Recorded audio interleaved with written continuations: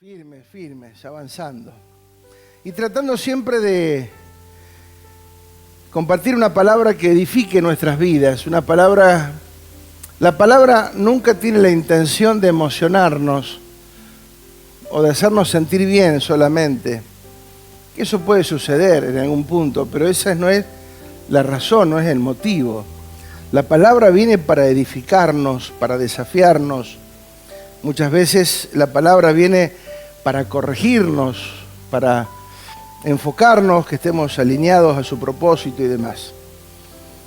Estamos en el trimestre de ministros competentes y es maravilloso, este tema que se abre a un montón de temas más que incluyen, obviamente, todo lo que dice el texto.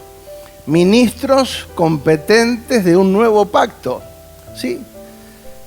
Cosa que vamos a hablar después, en los próximos días. Vamos a fortalecer y profundizar, ¿sí? Porque no se entiende el nuevo pacto. Y si hay algo que nosotros tenemos que definir es en qué pacto funcionamos. Porque primeramente que dice la palabra que fuimos hechos ministros competentes de un nuevo pacto. Y siempre que Dios habla o establece un pacto, es algo serio. Nunca los pactos se originan por el hombre. Dios los origina, ¿sí?, para con el hombre, pero Él es el que lo establece, ¿sí? Así como estableció el antiguo pacto, así como estableció la ley con Moisés, así establece el nuevo pacto para la iglesia, ¿sí? Y ese nuevo pacto incluye verdades presentes que tienen que ver definitivamente con ese pacto, con el nuevo pacto. Pero hemos tenido la habilidad de mezclar todos los pactos, como que agarramos una ensalada rusa, porque como está el nuevo y el antiguo en el mismo libro, pensamos que es todo lo mismo. Pero el libro de Hebreos se encarga específicamente de aclarar que si hay un nuevo pacto es porque el antiguo está pronto a desaparecer. Y que si el antiguo pacto hubiese sido eficiente, no hubiese necesitado de un nuevo pacto. Entonces, si hay un nuevo pacto, Dios tiene que establecer un nuevo pacto, y ese nuevo pacto nada más y nada menos dice que es establecido en su sangre, que ninguno de los pactos anteriores fue establecido en esa dimensión, ¿sí? Cobra una mayor relevancia este nuevo pacto en el que nosotros estamos, que es mucho más allá del Nuevo Testamento. Entender lo que significa el nuevo pacto. Por eso este año va a ser importante que nosotros incorporemos información correcta para que de a poco vayamos teniendo el entendimiento correcto y el vocabulario correcto, ¿sí? Así como fuimos tratando de cambiar el vocabulario de que yo no voy a la iglesia porque yo soy la iglesia, ¿sí? Que nosotros somos, la iglesia se reúne o la iglesia se congrega en un lugar, pero el edificio no es la iglesia, que Dios no tiene nada que ver con religiones, que Dios vino a traer vida. Conceptos que tenemos que cambiar en la mente y luego bajarlos a la forma de hablar, para que podamos expresar un evangelio correcto, ¿sí?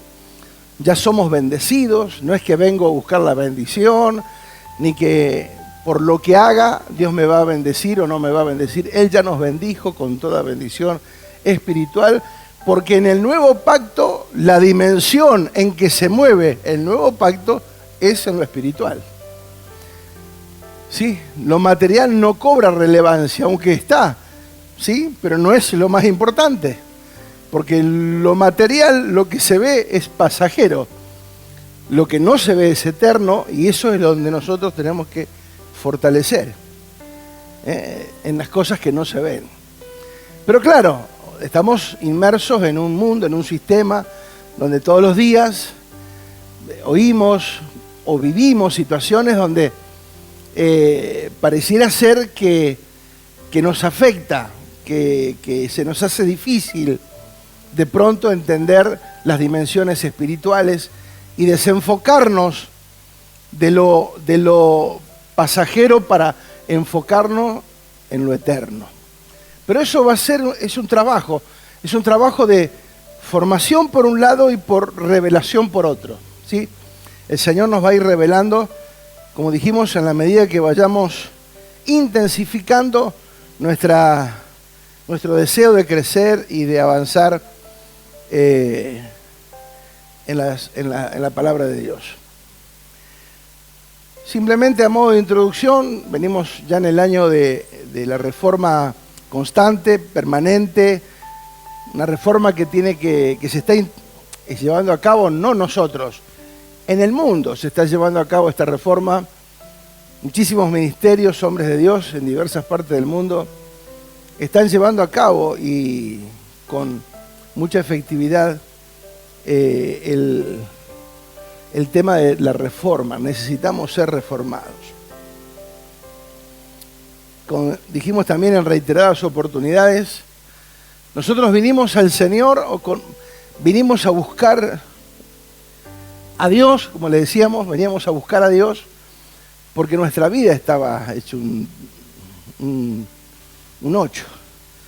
Estábamos destruidos, ¿sí? O sea, manejamos nuestra vida y la chocamos al pleno luz del día contra un árbol, ¿sí? Por eso vinimos al Señor.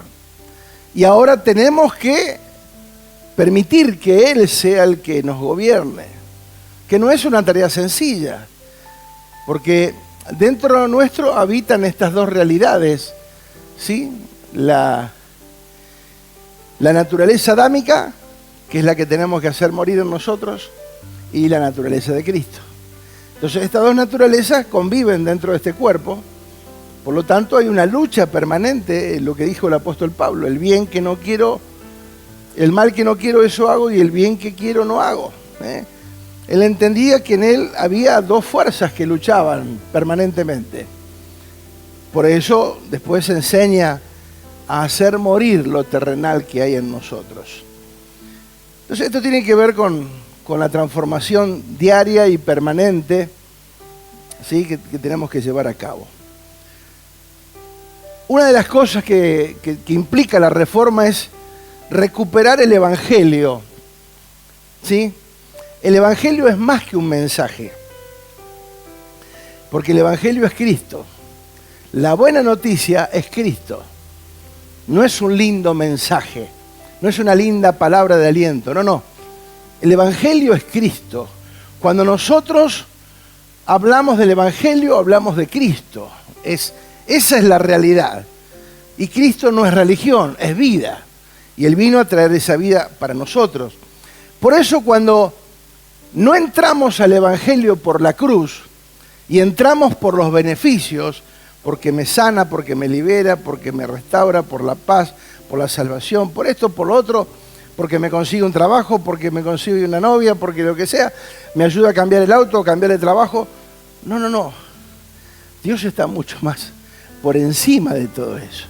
El tema que muchas veces hemos ofrecido, no yo, pero sé que se ha ofrecido el Evangelio como un Evangelio de oferta, ¿sí? Casi que le hacemos un favor a Dios cuando le recibimos nuestro corazón, cuando es totalmente al revés. También dijimos que era necesario entender que fuimos llamados a tener comunión con Dios, no una relación. Comunión es tener cosas en común con Dios, ¿sí? Y es ahí donde nosotros también tenemos que entender, ¿qué tengo yo en común con Dios? Es difícil muchas veces poderlo explicar. Muchas veces es difícil de poderlo vivir y manifestar. Pero esa es la realidad. ¿Qué tengo yo en común con Dios? ¿O cómo es que Dios puede tener algo de común conmigo?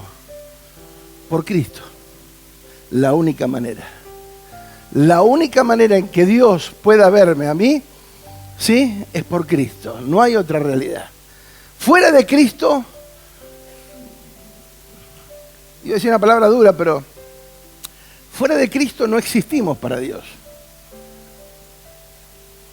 Yo quiero que se entienda esto. Porque todo lo hizo en Cristo y por Cristo.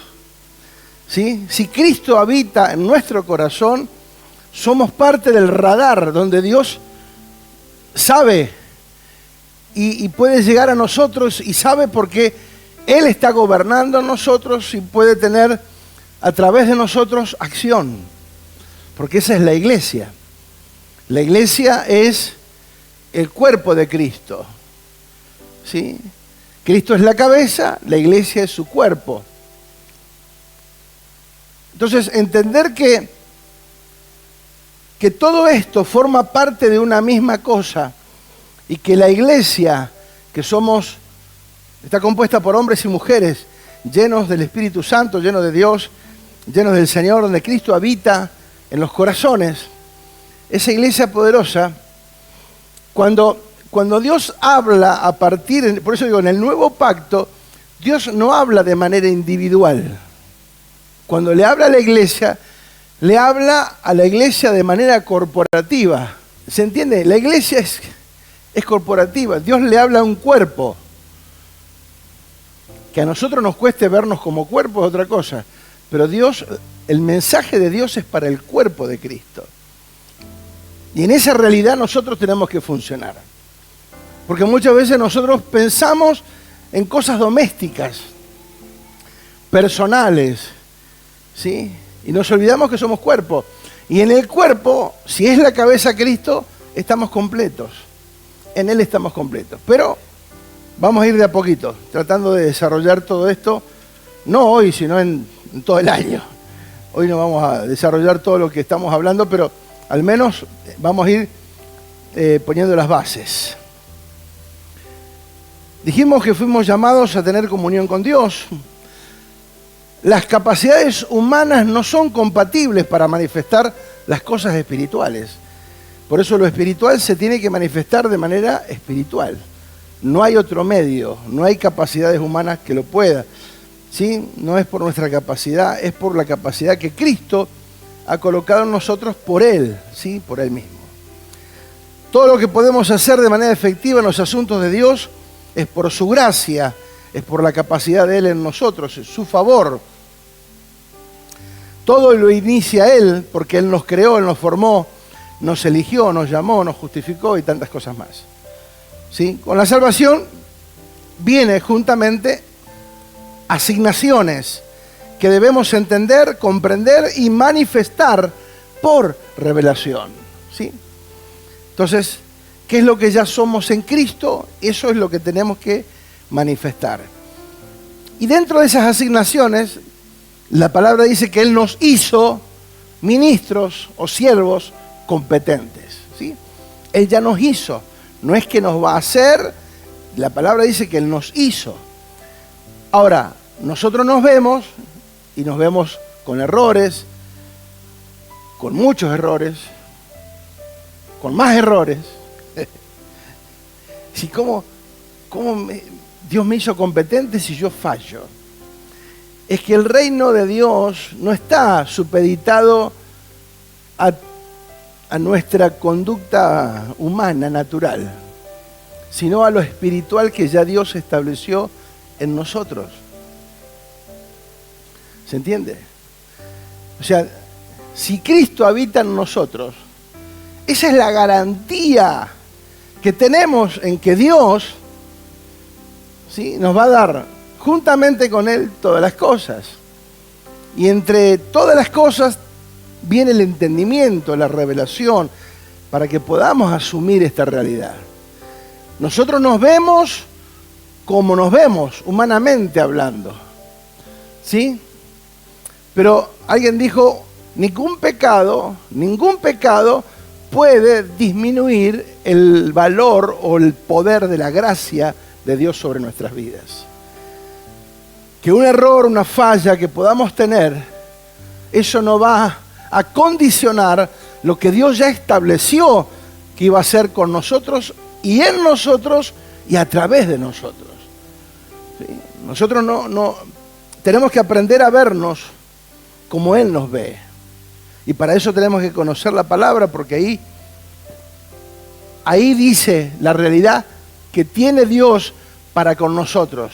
En primer lugar, que nos bendijo con toda bendición, que nos sentó en los lugares celestiales en Cristo, ¿sí? Y que nos hizo, por ejemplo, ministros competentes. Todas esas asignaciones que ya tenemos y que Él ya lo hizo en Cristo, ya está consumado. Pero vamos a ir despacio. Vamos a leer nuevamente el verso que estamos tocando, que es hablando, 2 Corintios 3, 5 y 6. Lo vamos a leer en dos versiones. No que seamos competentes por nosotros mismos, para pensar algo como de nosotros mismos, sino que nuestra competencia proviene de Dios. El apóstol Pablo dijo algo interesante en Filipenses. Para mí no es molesto volverles a repetir algunas cosas y para ustedes es provechoso. Alguien puede decir, otra vez está hablando de lo mismo. No estamos hablando de lo mismo. Estamos fortaleciendo un mensaje para que lo logremos entender en algún momento. Porque por lo general el que dice así es porque no entiende nada. Otra vez hablan de lo mismo. El título puede ser, las palabras, pero la profundidad de la palabra hay que alcanzarla, hay que meterse y hay que descubrirla por revelación en Cristo. Así que no cierre su mente al decir se habla lo mismo. No se está hablando lo mismo. Se está fortaleciendo, ¿sí? Temas que tienen que ver con lo que estamos hablando y profundizando en el tema. Yo podría dar un pantallazo rápido y seguir con otra cosa, pero dejar de lado toda la riqueza que están escondidas en esta escritura.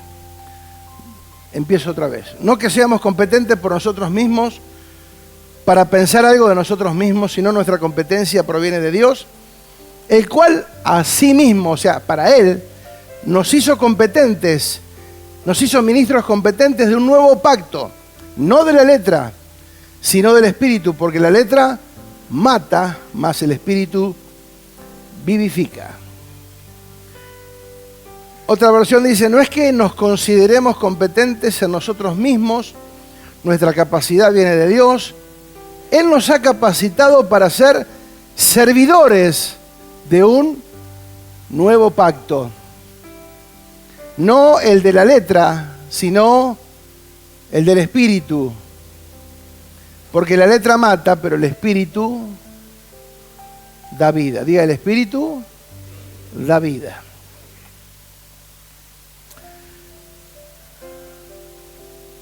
Cuando el apóstol Pablo enseña esta palabra y habla de que nos ha capacitado, él habla por sí mismo en primer lugar, como en primera persona. Él nos hizo, obviamente él se incluye, pero él sabe claramente y entiende el significado de esta palabra, porque sabe que él ha pasado por un periodo de formación en Cristo. ¿Sí? ¿Se acuerdan? Él se encontró con Jesús camino de Damasco, una realidad, y ahí comienza todo un proceso de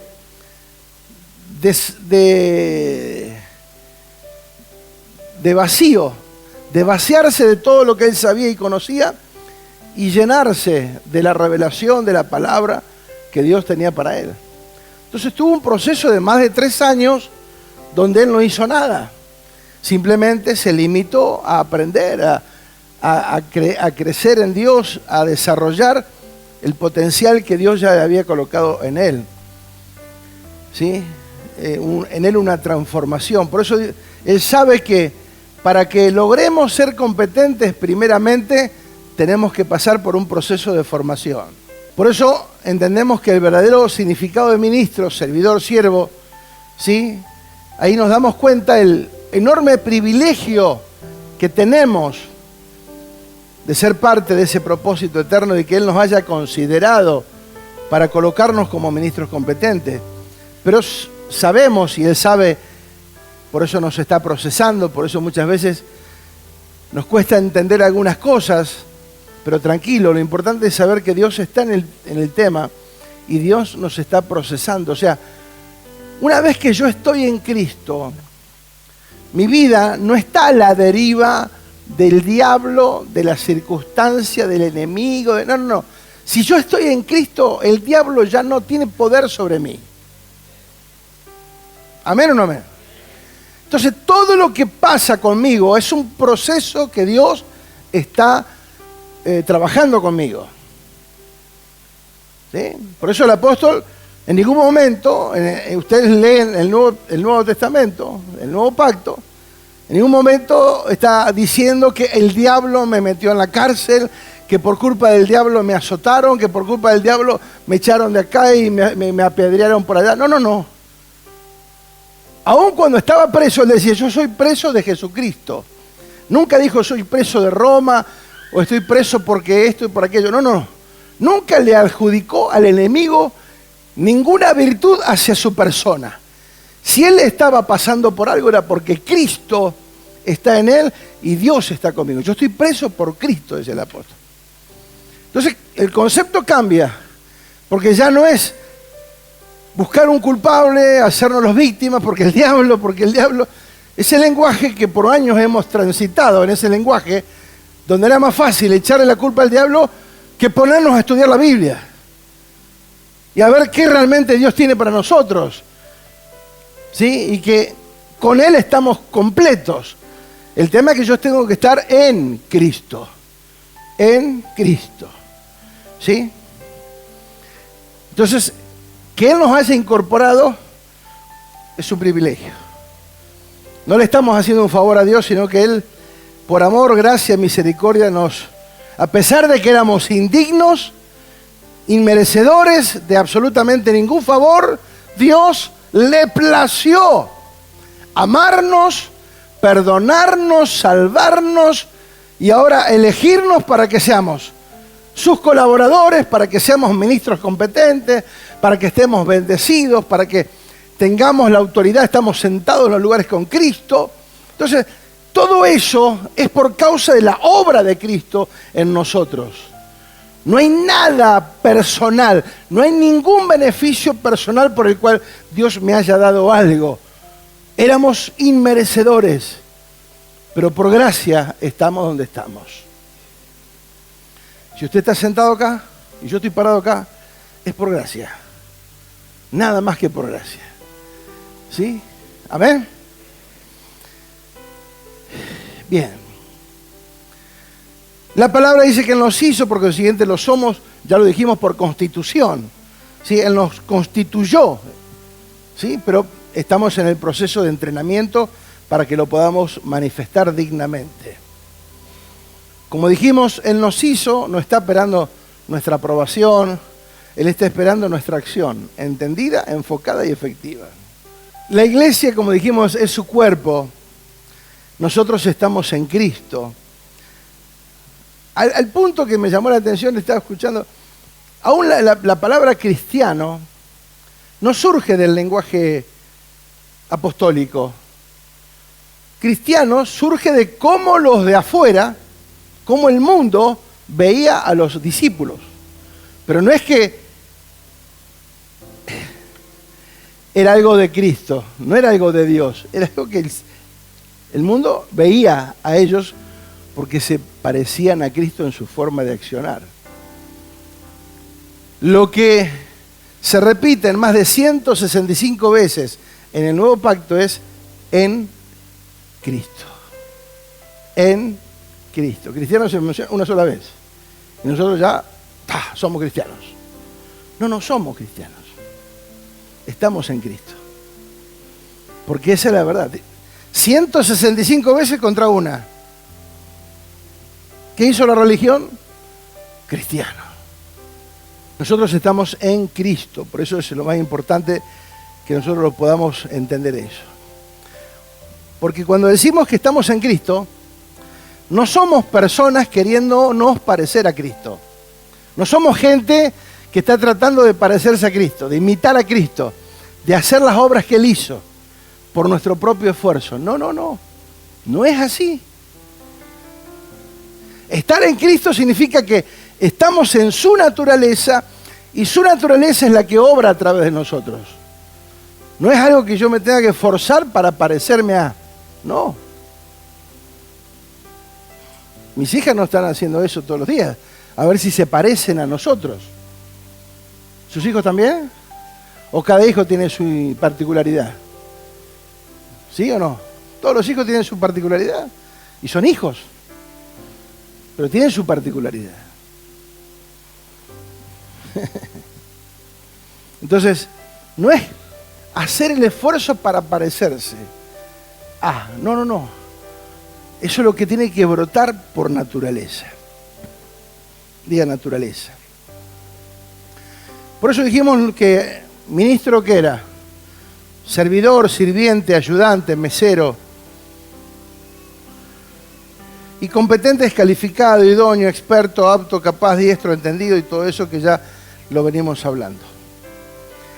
Entonces, la semana pasada dijimos, para iniciar ser ministros competentes nos tenemos que reconocer incompetentes. Que fue lo que dijo el apóstol. No es, mi competencia no proviene de mí. O sea, él se consideró totalmente incapaz de poder llevar adelante la obra de Dios con sus propios méritos o capacidades. Reconocernos incompetentes, indignos, inmerecedores de la posición y lugar que Él nos da. Dijimos que los competentes pasan por un proceso de corrección, de entrenamiento, ¿sí? Los ministros competentes aman o deberían de amar la corrección. Porque cuando somos corregidos, tenemos más chances de dar en el blanco. El que no ama la corrección se queda en su postura, que muchas veces es perjudicial. La Biblia dice que no te creas sabio en tu propia opinión, ni te creas superior, ni inferior tampoco. O sea, que cada uno tenga una estima correcta de sí mismo. Pero qué importante es que la corrección nos ayuda, nos facilita para dar en el blanco. ¿Sí? Los profesores, seguramente maestros, saben mucho más de este tema. ¿Sí? Cuando a los alumnos les dan la oportunidad de recuperar para que puedan corregir algunas cosas y entender y que salgan capacitados y hábiles para lo que tengan que hacer. Entonces, los competentes aman la corrección. ¿Cuántos aman la corrección? Porque en la corrección viene la aprobación. Por eso dijimos que el Evangelio recae sobre hombres y mujeres aprobados y fieles, idóneos, que aman las generaciones. Dijimos el motivo, la semana pasada hablamos del motivo del por qué el apóstol Pablo está hablando de competencia y habló de las cartas, ¿sí? Que algunos piden cartas de presentación y yo no tengo necesidad ni de escribir cartas para ustedes ni que ustedes me escriban cartas a mí, ¿sí? De recomendación con nadie. Ustedes son el testimonio vivo, ustedes son las cartas de presentación que nosotros tenemos. Si alguien quiere conocerme a mí, los tiene que conocer a ustedes y ahí va a evaluar el trabajo que hicimos sobre ustedes, está diciendo el apóstol Pablo en los versos anteriores a los que leímos. Cartas, dice, expedidas por nosotros, no con tinta, sino con el Espíritu Santo. Por eso hablamos la semana pasada que el verbo hecho carne, la palabra de Dios, dictó.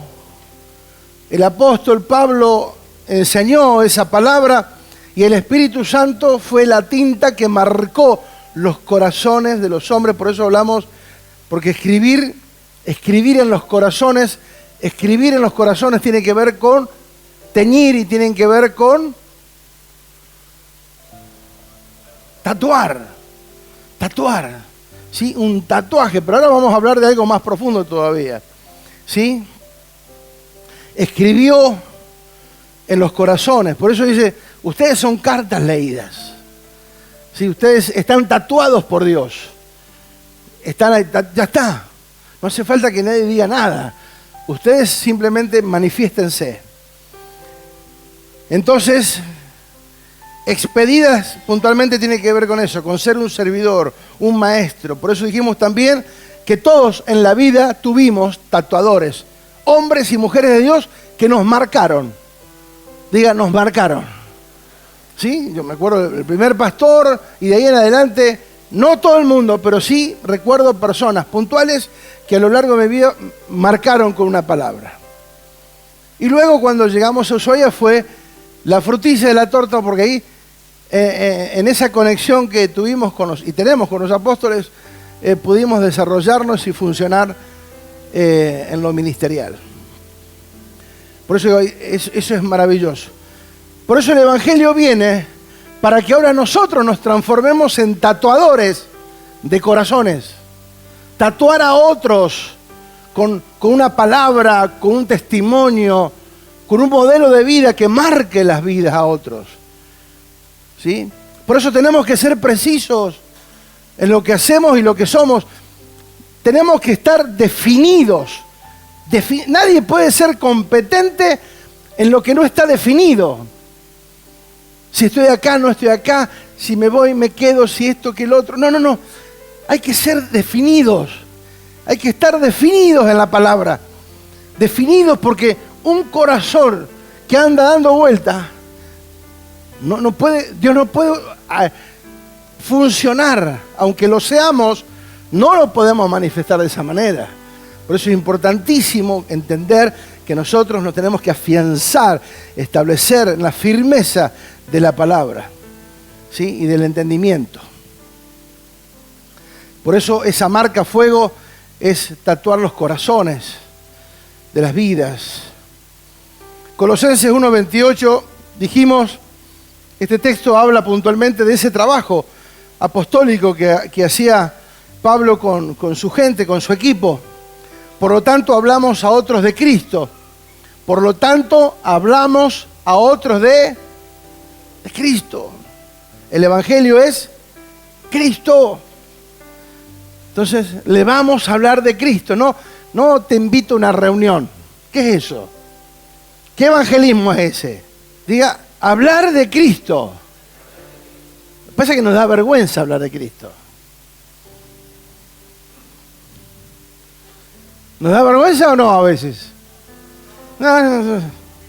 Allá no, bien. Hablar de Cristo. ¿Quién fue a la cruz? ¿Quién murió por nosotros? Hablar de Cristo, o sea, te invito a una reunión. ¿Qué es eso? ¿Qué tipo de evangelismo es ese? Es el evangelismo, me saco el poncho encima, que se haga cargo otro, que allá te evangelicen, que allá te hable de Cristo el pastor, los pastores de jóvenes, los líderes. Yo te invito a la reunión. ¿Cuántos se van a comprometer a hablar de Cristo? Hablar de Cristo. Dice que si nosotros no nos avergonzamos de Él, Él tampoco se va a avergonzar de nosotros. Así que no tengamos temor de hablar de Cristo. Diga, Cristo. Por lo tanto, hablamos de Cristo. Advertimos a todos y enseñamos a todos con toda sabiduría que Dios nos ha dado. Fíjate que Pablo siempre reconociendo a Dios. Si hay algo de sabiduría en mí, Dios me la dio. O sea, nunca hablando algo como de su propia persona. Queremos presentarlos a Dios perfectos en su relación con Cristo. Por eso que trabajo y lucho con tanto empeño, apoyado en el gran poder de Cristo que actúa dentro de mí. Clarito, ¿sí? El gran poder de Cristo que actúa dentro mío. O sea, no hay un poder personal, es el poder de Cristo que actúa dentro de mí, el que me lleva a hacer la tarea correcta, hablar de Cristo, enseñar a Cristo en toda sabiduría. O sea, el apóstol tenía en claro la asignación apostólica, que era llevar a Cristo, enseñar la tarea. O sea, en toda sabiduría. O sea, no le está hablando para entretenerlo, para convencerlo, para manipularlo. No. Les está hablando con sabiduría para entrenarlos, para capacitarlos en la verdad presente, a fin de que después de un proceso de preparación, Él pueda presentar a esos hombres ante Dios perfectos. ¿Sí? No perfectos desde el punto de vista humano, perfectos desde el punto de vista de Dios, que quiere decir crecimiento mental, carácter moral, cualidad de completo, alcanzar madurez, maduro, perfecto. O sea que perfecto está más relacionado con la madurez que con la perfección que nosotros entendemos desde el punto de vista humano. Perfecto en Cristo, porque ese es el modelo. En Cristo. En Cristo es el parámetro. No es por apariencia, no es porque venga a una reunión, no. Es porque tiene formado el carácter y las convicciones están firmes. Diga firmes. Por eso el apóstol todo el tiempo manifiesta la dependencia de Dios. Hablo con la sabiduría que Dios me da. Actúo desde el poder en que Dios me da. Siempre reconociendo la dependencia de Dios en todo lo que hacía. Esta es una tarea del Espíritu, no es por convencer, por amenazar, manipular, es por revelación. Diga por revelación. Por eso esta palabra es para la vida, no es para una actividad cúltica, no es para un domingo, para un sábado, para un grupo célula. No, es para la vida.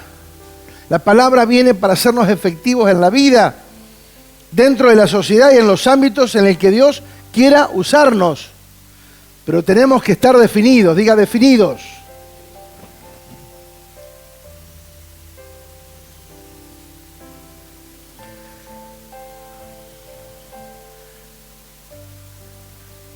Así a modo de entender un poquitito lo que es la renuncia, despojarse de todo. O sea, Pablo tuvo la capacidad, la virtud, ¿sí? La habilidad de entender que la competencia de él provenía de Dios. Y en Filipenses 3:1 aclara, ¿sí? El apóstol le está escribiendo a la iglesia de Filipo. Ellos estaban atravesando una situación particular donde había algunos que los querían volver a la ley, a que se circuncidaran, a que volvieran a cumplir con la ley, con el viejo pacto. Entonces dice, por lo demás, hermanos míos, y acá está lo que dije hoy,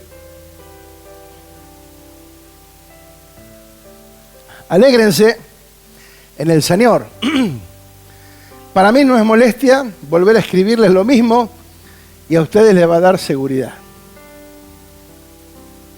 Cuídense de esos perros. Lo bueno que ¿viste? Tenía indirectas así, clarito. ¿De quién está hablando? ¿De perros? No, cuídense de los dogos, de los Doberman, de los Rottweiler. No. Cuídense de los perros. Cuídense de los que hacen el mal. Cuídense de esos que mutilan el cuerpo, los que quieren separar el cuerpo de Cristo. Así que guarda con separar el cuerpo. Ay. Porque la circuncisión, y acá hay un detalle, la circuncisión, dice, somos nosotros los que por medio del Espíritu adoramos, nos enorgullecemos en Cristo Jesús y no ponemos nuestra confianza en esfuerzos humanos. ¿Qué era la circuncisión en el antiguo pacto? Cuando Dios le habla a Abraham, que se tenían que circuncidar todos. ¿Qué era la circuncisión? Una marca. Una marca. Todos aquellos que estaban circuncidados eran los que entraban dentro del pacto en que Dios estaba estableciendo a Abraham. ¿Sí? Es una marca que no se podía ver públicamente porque era algo íntimo, puntualmente de los hombres, pero Dios sí sabía. Uno se podía vestir, pero Dios sabía quién estaba circuncidado y quién no. O sea, en ellos hubo una marca. Ahora dice en el Nuevo Testamento, en el Nuevo Pacto, la circuncisión es del corazón. Ya no hay algo físico, sino es espiritual. Diga espiritual. Por eso dice la circuncisión somos nosotros, que por la palabra, por la enseñanza, por la administración, marcamos sus vidas, por medio de todo lo que hacemos. Y ahí la aclara, dice, yo mismo tengo motivos para tal confianza. Si cualquier otro cree tener motivos para confiar en esfuerzos humanos, yo más.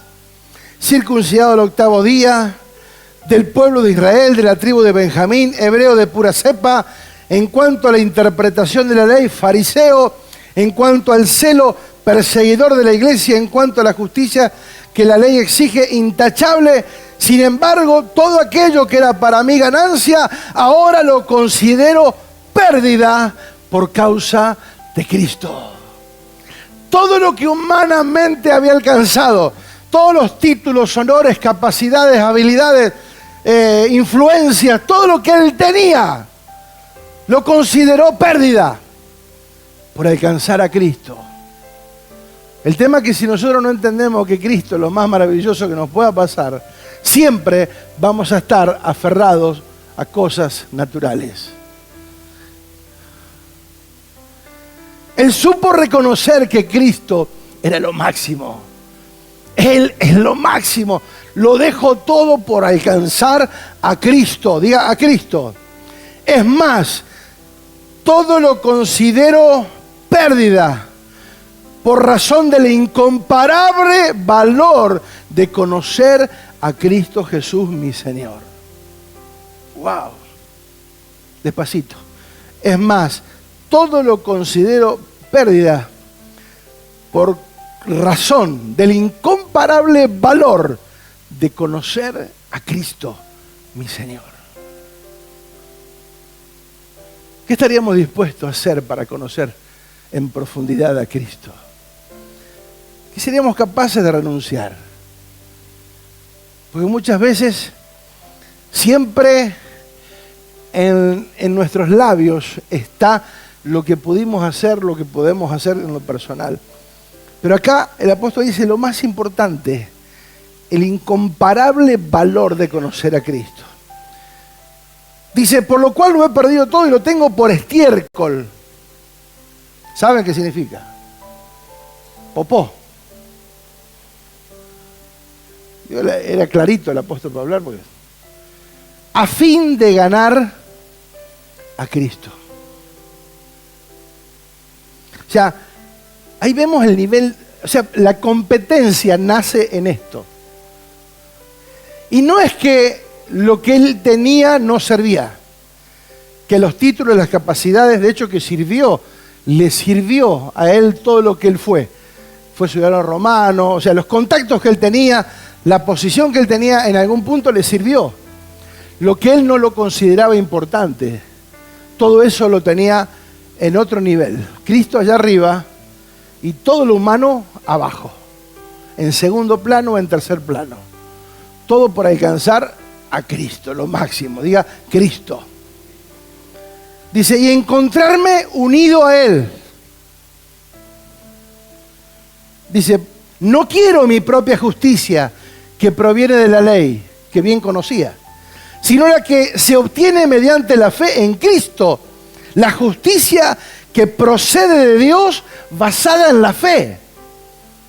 Lo he perdido todo a fin de conocer a Cristo, experimentar el poder que se manifestó en su resurrección, participar de sus sufrimientos, cosa que muchos no lo hablan, porque quieren quedar bien con un mensaje liviano y fácil. Pero el verdadero evangelio es participar de sufrimientos. Pero claro, si yo quiero predicar un mensaje de ondas de amor y paz, de prosperidad, de amor y que todo va a estar bien, no menciono esto porque esto es antipopular.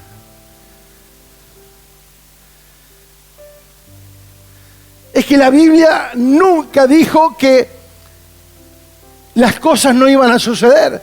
En el mundo tendréis aflicción.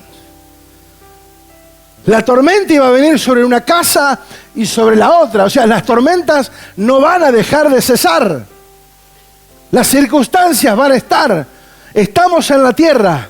Pero lo que dije al principio, si yo estoy en Cristo, la tormenta viene, pero mi casa está en la roca y no le tengo miedo a las circunstancias que puedan venir a golpear mi vida, porque sé que estoy en Cristo y Él es mi seguridad, Él es mi ancla, Él es la piedra fundamental de mi vida, de todo lo que soy y de todo lo que tengo, y nada me va a mover de lo que he creído. Nadie me va a quitar de lo que yo he creído en Cristo. ¡Aleluya! ¡Vamos, vamos!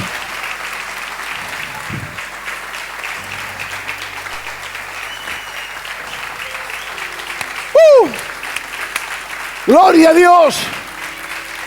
En Cristo estamos seguros.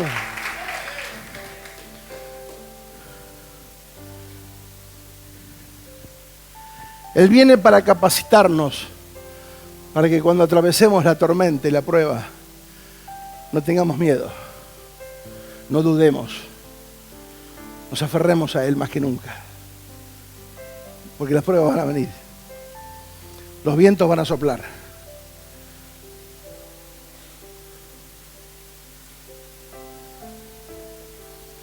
aunque pases por el agua, no te vas a ahogar, y aunque pases por el fuego, no te vas a quemar. Lo he perdido todo para poder participar de los sufrimientos de Cristo. El apóstol consideraba un privilegio. Cuando él padecía en la cárcel o un azote o apedreado, él lo consideraba un privilegio. De hecho que dice, estoy completando en mi vida los sufrimientos de Cristo. Cristo padeció, ahora me toca a mí padecer por causa del Evangelio. Y el Evangelio no es un mensaje, el Evangelio es Cristo. Es una persona.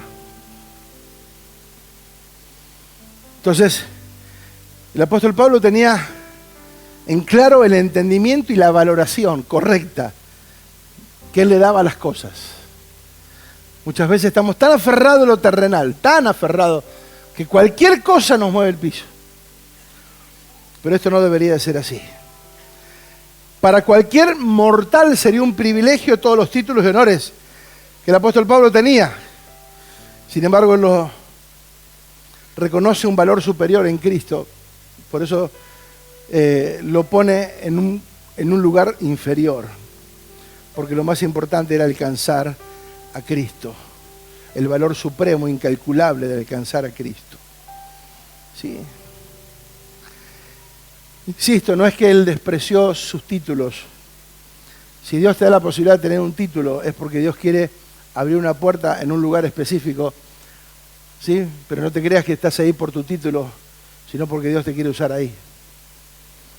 No creas que sos bárbaro por tu título o por tu capacidad. Dios quiere usar tu vida, sea donde sea que estés. Por eso él se consideró incompetente por sus propios medios de hacer la obra de Dios. La competencia es por saber y conocer y entender las cosas espirituales, que están dentro de un pacto y dentro de una verdad que rige ese pacto.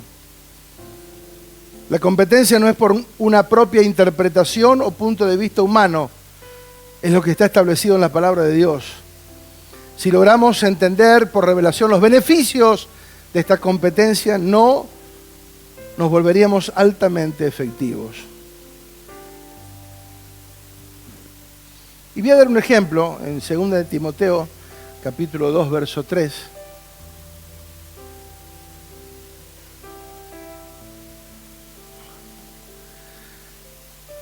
El apóstol Pablo le escribe a Timoteo, un hijo en la fe. Diga, hijo en la fe. Tú como buen soldado de Jesucristo debes estar dispuesto a sufrir por Él. Los soldados que tratan de agradar a sus jefes no se interesan por ninguna otra cosa que no sea el ejército. De igual manera, el atleta que participa de una carrera no puede ganar el premio si no obedece las reglas de la competencia. Y el que cultiva la tierra tiene que trabajarla antes de poder disfrutar de la cosecha. Interesante. Menciona dentro de este ejemplo un soldado, un atleta y un agricultor. En todos los casos hay demandas, sacrificios y beneficios. Sí. Soldado, estar dispuesto a sufrir, estar dispuesto. Y el que es soldado, dice, está enfocado. ¿Sí? El que fue llamado como soldado, el que fue llamado, el que fue convocado. Me acuerdo cuando nos tocó hacer el servicio militar, en el año 81, no es que uno diga, no, te reclutaron. Te tenés que presentar tal día, tal hora, porque a partir de este momento sos parte del Ejército Nacional, o en mi caso fue la Prefectura Nacional Argentina. O sea que ahora, desde ese momento en adelante, la Prefectura Naval Argentina, en mi caso, es la que iba a depender y decidir por mi vida el próximo año que yo estuviera ahí adentro. Ellos me iban a decir qué hacer, qué no hacer, cuándo, cómo y dónde. ¿Sí? Y más vale que lo obedeciera. En ese tiempo todavía estaban los militares. ¿Sí? Y estábamos ahí enfocados, o sea, todo el día encerrados ahí adentro. Que entrenamiento, que correr, que esto, que lo otro, que práctica de tiro, que aprender y desarmar un arma, una pistola, un FAL. O sea, estábamos enfocados en eso. Y más cuando a la mitad cuando ya estábamos a punto de irnos, cuando nos dicen que se armó la guerra con Malvinas, y estábamos ahí adentro. Gracias a Dios no viajé, no sé por qué, pero no viajamos. Pero estábamos bajo bandera cuando se armó la guerra con Malvinas. Y ahí cuando viene la guerra, con más razón, de acá no se va nadie hasta que esto termine. Así que no sabíamos qué es lo que iba a pasar con nuestras vidas. Lo que sí sabíamos que a partir de ese momento tuvimos que hacer una práctica intensiva de tiro, porque supuestamente nos iban a llevar o a Buenos Aires o a algún lugar. Así que en plena guerra, nosotros que estábamos bajo bandera, estamos haciendo práctica de tiro y estábamos enfocados en eso. No teníamos, o sea, no te da para pensar en otra cosa porque no podés hacer otra cosa que hacer lo que ellos te dicen. Porque fuiste convocado, ¿sí? Y estás ahí porque un señor dijo vamos a hacer guerra con Malvinas, con los ingleses. ¿Sí? O sea, un tipo dispuso de la vida de tantos soldados que fueron, lamentablemente, si éramos jóvenes inexpertos, te imaginas, 18 años. Yo lo único que he visto es la escopeta de 2 caños de mi viejo cuando íbamos a cazar liebre. Y que no me la dejaban ni tocar porque era algo peligroso. Y de pronto estábamos ahí, ya estábamos en una guerra y no sabíamos ni siquiera manejar bien todavía lo que era el FAL y demás. Entonces digo, el que es soldado está enfocado en eso. El que es atleta participa en la carrera, pero no puede ganar el premio si no obedece las reglas. Nosotros queremos que nos vaya bien en la vida, pero no obedecemos las reglas. Y entonces no nos va bien. Y estamos siempre cíclicamente dando vueltas en lo mismo. ¿Por qué? Porque no obedecemos las reglas. Si las reglas fue puestas por Dios para nuestro beneficio. Pero no, nosotros que nos consideramos más capaces que Dios, lo hacemos a nuestra manera. Cuando nuestra vida la hicimos a nuestra manera y llegamos a Cristo hecho pedazos. Pero ahora en Cristo volvemos otra vez a querer hacer la nuestra. Un atleta que participa en la carrera no puede ganar el premio si no obedece las reglas de la competencia. Es claro, digan, no voy a ganar si no obedezco las reglas. Es por un tema de legalidad. Dios es legal, ¿sí? Y por un tema de legalidad no puede permitir un beneficio de algo sobre alguien que no respeta las reglas que Él mismo, como Dios, como Padre, como Señor de todas las cosas, ha establecido para todos los hombres. Y por último dice que cultiva la tierra, Si queremos un beneficio, primero hay que trabajarla. ¿Sí? Muchas veces queremos cosechar donde nunca sembramos. Queremos cosechar amistad y nunca dimos amistad. Queremos cosechar generosidad y nunca fuimos generosos. Queremos cosechar hermandad y nunca nos mostramos como familia, hermanos en Cristo. ¿Sí? Entonces, para primero cosechar hay que sembrar. Dice puntualmente, hay que trabajar la tierra primero. Diga, hay que trabajar. ¿Sí? Entonces, hay beneficios, pero primero hay un trabajo y hay un sacrificio que no es nada comparado con lo de Cristo, obviamente no es nada. ¿Sí? En todos los casos, para ser competentes, que no es por nuestra habilidad, sino entender el nivel de entrega, de compromiso y obedecer lo que Dios ha establecido. Otro ejemplo, 1 Corintios 9:23. Dice, y todo esto lo hago porque amo la buena noticia. O sea, Pablo tenía un amor especial por compartir la palabra. ¿Sí? Amo la buena noticia. Y porque quiero participar de los buenos resultados. ¿Cuántos quieren participar de los buenos resultados? Y bueno, comencemos por lo primero. Amar la buena noticia. Dar la buena noticia. Es por esto que lo hago. O sea, vivía permanentemente enseñando, capacitando. Por eso todo lo hago porque amo. Todo lo que hago es porque amo la buena noticia. ¿Qué es la buena noticia? Cristo, diga Cristo. O sea, tengámoslo claro esto, por favor. La buena noticia es Cristo, no es un mensaje, es una persona, Cristo. Amo la buena noticia y porque quiero participar de sus buenos resultados. Diga, buenos resultados. Claro. Ustedes saben, dice, que en una carrera no todos ganan el premio, sino uno solo. Pues nuestra vida como seguidores de Cristo es como una carrera. Así que vivamos bien para llevarnos el premio. O sea, cumplamos con los requisitos de la carrera. Cumplamos con los, ¿qué dije recién? Obedezcamos las reglas de la competencia para que nos pueda ir bien, dice. Los que se preparan para competir en un deporte dejan de hacer todo lo que les pueda perjudicar. ¿Cuántos fueron deportistas acá? En algún momento en la vida. Bien. ¿Y se esforzaban o no? Había que entrenar, había que comer liviano o comer bien. ¿Sí o no? Gimnasia y demás. Entrenamiento. Todos los que han llegado allá arriba han sido altamente efectivos en sus entrenamientos.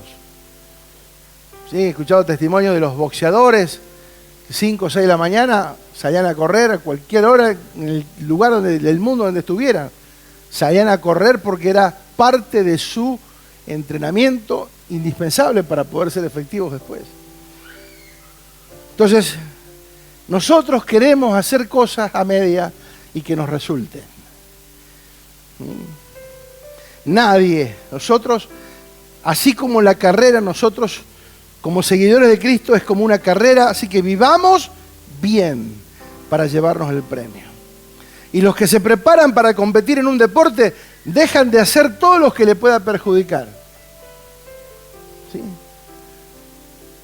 Y muchas veces a nosotros nos cuesta dejar todo, aún a pesar de que nos hace mal. Nos cuesta. ¿Hola? ¿Sí o no? Amistades tóxicas. Ay, pero que es tan bueno. Te hace mal.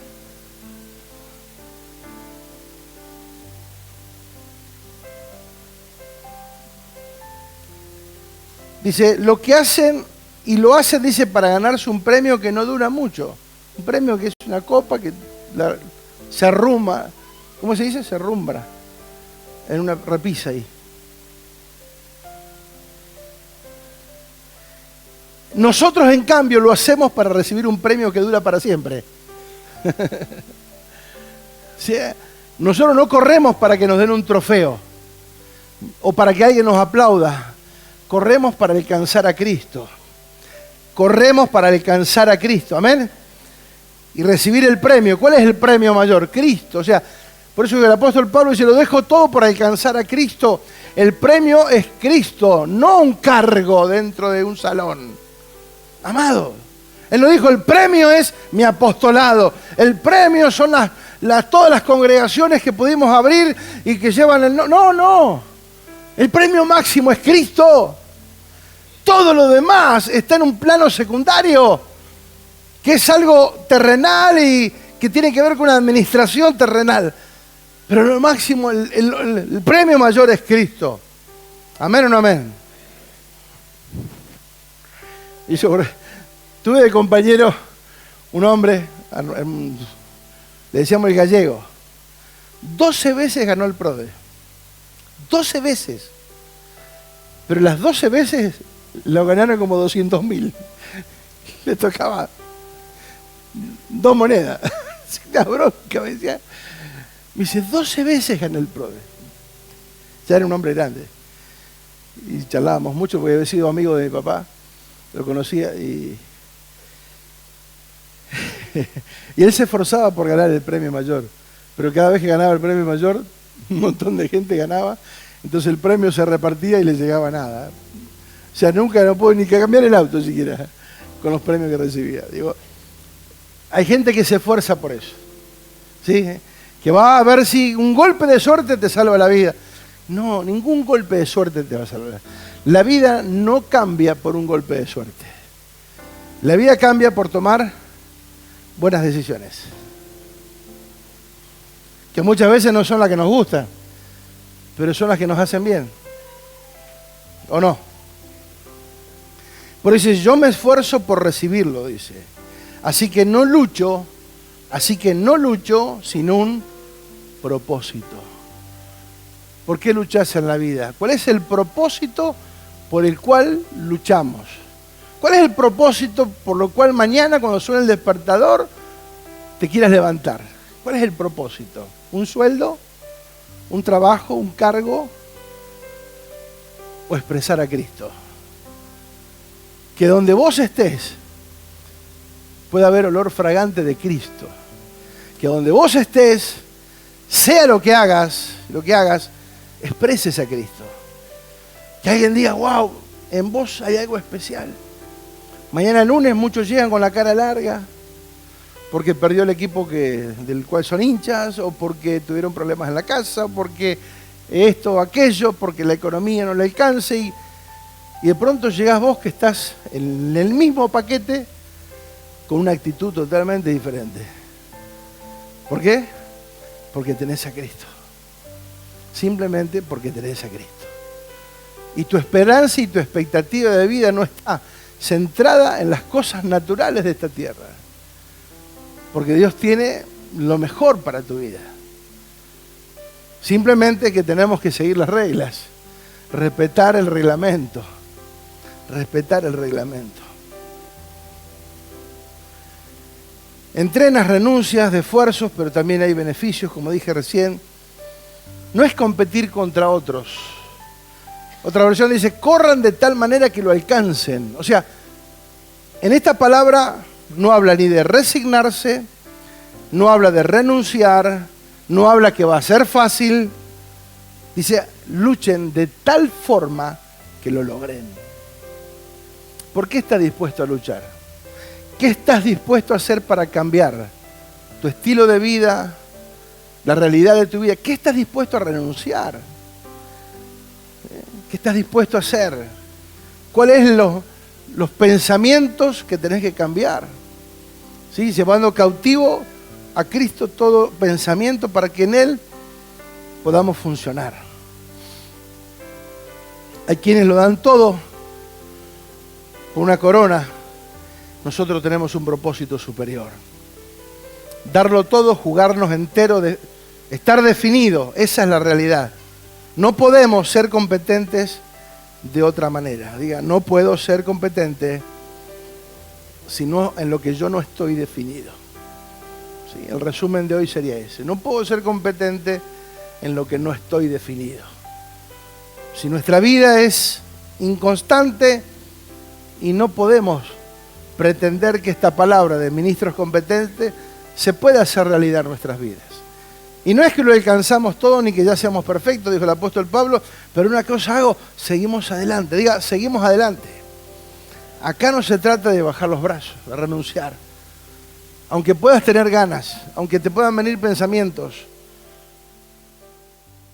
hay que avanzar.